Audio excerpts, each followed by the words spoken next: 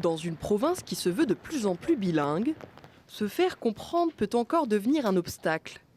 Au Manitoba, les interprètes francophones sont essentiels pour accéder aux services de santé, mais ils restent peu nombreux. Selon Soins communs, ils sont seulement 11 dans toute la province.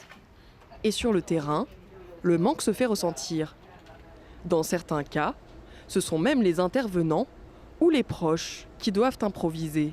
Il y a définitivement un déficit, un manque à gagner, un besoin en termes d'interprètes parce que les conseillers en établissement vont jouer ce rôle-là d'interprète. Un risque bien réel, surtout dans des contextes sensibles comme la santé. Car contrairement aux idées reçues, l'interprétation ne s'improvise pas. Le métier de traducteur, le métier d'interprète, ce sont des professions. C'est pas n'importe qui peut s'improviser interprète, même si il faut reconnaître qu'il y a de l'improvisation au niveau communautaire, justement parce qu'il y a un manque ou parfois les services ne sont pas offerts ou peu importe. Selon René Desjardins, l'intelligence artificielle ne peut remplacer l'expertise humaine. Ça prend un certain bagage professionnel pour savoir quand utiliser les technologies propres au métier, y compris la traduction automatique et de plus en plus l'intelligence artificielle. Il y a des enjeux éthiques significatifs, surtout dans des contextes liés à la santé. Autre problème, la formation. Au Manitoba, il n'existe pas d'école d'interprétation. Et même une fois formés, les défis persistent et le métier reste précaire.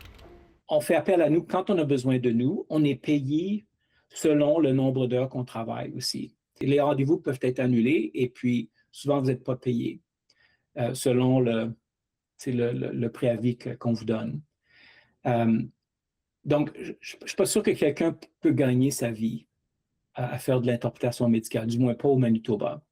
Résultat, une demande qui augmente, mais une profession qui peine à suivre. Pour les acteurs du milieu, les interprètes sont indispensables, mais ne peuvent pas tout porter sur leurs épaules. Les interprètes jouent un rôle clé, mais est-ce qu'on vise vraiment que quand n'importe qui a besoin d'un service en français, ça doit passer par un tierce partie? À mon avis, non. Et donc, ça doit faire partie d'une solution et une partie essentielle de cette solution-là, mais la solution au complète de recevoir ces services-là doit viser beaucoup plus grand et beaucoup plus large. Car au-delà de la traduction, c'est toute la question de l'accès aux services en français qui est posée. Dans une province qui aspire au bilinguisme, se faire comprendre devrait être évident. Ici Farah Meki, Radio-Canada, Winnipeg.